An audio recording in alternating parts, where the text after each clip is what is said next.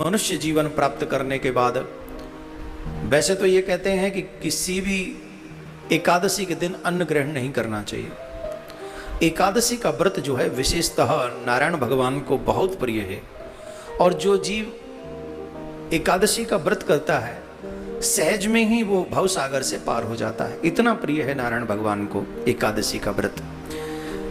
परंतु एकादशी ज्येष्ठ मास की शुक्ल पक्ष की जो एकादशी है उसे निर्जला एकादशी कहते हैं।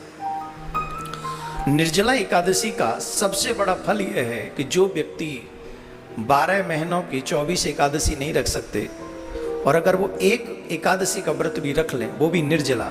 निर्जला का मतलब ही है जल के बिना। बहुत से लोग ये प्रश्न करते हैं कि महाराज जल पी सकते हैं कि नहीं, जिसका नाम ही निर्जला है तो वहाँ जल कैसे पिएंगे। और सामर्थ्य ना हो तो जल ले लें, पर वो पूरा व्रत जो है फल वो तब मिलेगा जब हम और ये तपस्या है। ज्येष्ठ मास अपने आप में बहुत, इस समय सूर्य पूरे तपस पे होते हैं, और उस भयानक गर्मी में भी जो व्यक्ति जल भी ग्रहण नहीं करता 24 घंटे, सूर्य उदय से सूर्य उदय तक जो ग्रहण नहीं करता है, उसे 12 महीने की 24 एकादशियों का फल प्राप्त हो जाता है। कैसे? ये कथा आती है, पांडवों के समय की है। एक बार वेद व्यास जी महाराज पांडवों के भवन में पधारे, तो जब पांडवों के समय वेद व्यास जी पधारे तो पितामह भीष्म भी वहां मौजूद थे। तो उस समय कुछ सत्संग की चर्चा हो रही थी, तो उस समय भीम ने अपना एक प्रश्न रखा वेद व्यास जी के चरणों में। बोले महाराज, जब भी एकादशी आती है तो मेरी माँ भी व्रत रहती है, मेरे भाई भी व्रत रहते हैं, और मुझ पे भी बार बार ये प्रेशर डालते हैं कि तुम भी एकादशी का व्रत रखा करो, और मैं बिना अन्न के रह नहीं सकता। आपको पता है मेरे उदर में ब्रक नाम की अग्नि है, और इस अग्नि से मैं इतना त्रस्त हूँ कि मैं तो एक दिन छोड़ो एक समय भी बिना अन्न के नहीं रह सकता।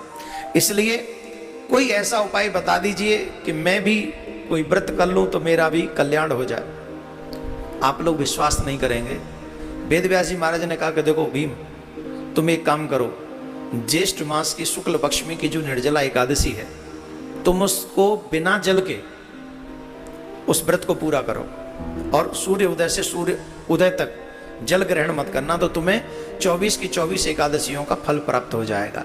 भीम ने कहा एक दिन तो तपस्या कर सकते हैं, तो भीम ने ये की, इसलिए इस एकादशी का नाम भीम एकादशी भी है।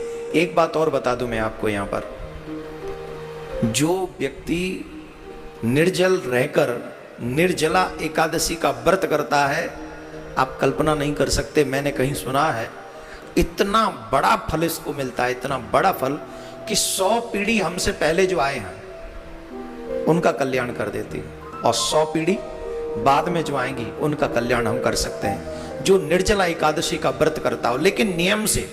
अब हम क्या समस्या है कि हम नियम में गड़बड़ी कर देते हैं, इसीलिए इस वीडियो को समय से पहले सुन लो। आप 21 जून से पहले सुन लो, और ज्यादा से ज्यादा सनातनी जो एकादशी का व्रत रखते हैं उन तक पहुंचा दो। नियम क्या है? 3 दिन पहले से ही हमें कुछ भक्ष्य अभक्ष्य ग्रहण नहीं करना चाहिए। कुछ भी, इवन प्याज लहसुन भी 3 दिन पहले नहीं खाना चाहिए। कई लोग खा लेते हैं, फिर व्रत भी कर लेते हैं, पर नहीं खाना चाहिए। और 10वीं की रात से ही अन्न का परित्याग कर देना चाहिए। एकादशी वाले दिन सूर्य उदय हो उससे पहले तक तुम्हारा स्नान हो जाना चाहिए, और उस समय अपने नाम, अपने गोत्र का नाम लेकर संकल्प करना चाहिए कि मैं निर्जला एकादशी व्रत रहूंगा। और भगवान श्री श्याम सुंदर से ये प्रार्थना करनी चाहिए कि आप इतनी सामर्थ्य दें कि मैं ये व्रत संपन्न कर सकूं, क्योंकि भगवान के बिना संभव नहीं। गर्मी चरम पर होती है, भगवान कृपा करें तभी संभव हो पाता है। फिर ये संकल्प करें और फिर भगवान का पूजन करें। भगवान नारायण का रूप है, चाहे नारायण के रूप में करें, कृष्ण के रूप में करें, राम के रूप में करें, किसी भी रूप में करें, लेकिन नारायण भगवान के रूप का ही पूजन होना चाहिए। जो आपके आराध्य, चाहे राम जी हो चाहे कृष्ण जी हो, उस रूप में आप कर सकते हैं। सालग्राम की भी पूजा आप कर सकते हैं। ज्यादा से ज्यादा मैंने शुरुआत इसी भजन से की, ओम नमो भगवते वासुदेवाय, क्योंकि आप इस मंत्र का ज्यादा से ज्यादा जाप करें। और विशेष बात यह है कि भगवान को पूजन करने के बाद में ब्रह्मचर्य का पालन करें, पृथ्वी पर शयन करें, झूठ नहीं बोलें, क्रोध नहीं करें, इन सब नियमों को पालन करें। और सबसे बड़ी बात, रात्रि में जागरण करें। और रात्रि में शिवरात्रि के समय जैसा पूजन होता है वैसा पूजन हमको भगवान शालिग्राम का करना चाहिए। जैसे शिवरात्रि पे हम लोग शिवलिंग की पूजा करते हैं और 4 पहर की पूजा करते हैं और 4 पहर उनकी पूजा करके उनका अभिषेक करते हैं, बेलपत्र से उनका अभिषेक करते हैं, ठीक वैसे ही हमें शालिग्राम का 4 पहर का पूजन अगर रात्रि में कर सकें विधि विधान से।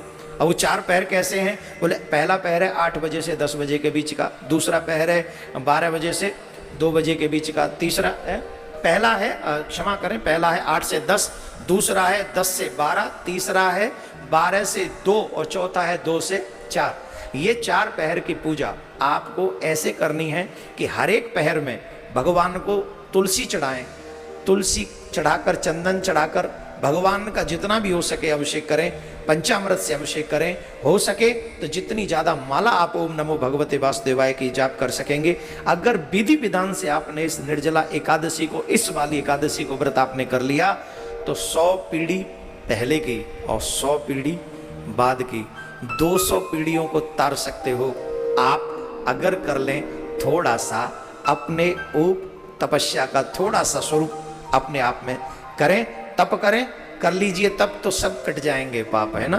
तो क्या ये पूजा आपको ऐसे करनी है और आप यही गाते रहें, ओम नमो भगवते वासुदेवाय, ओम नमो भगवते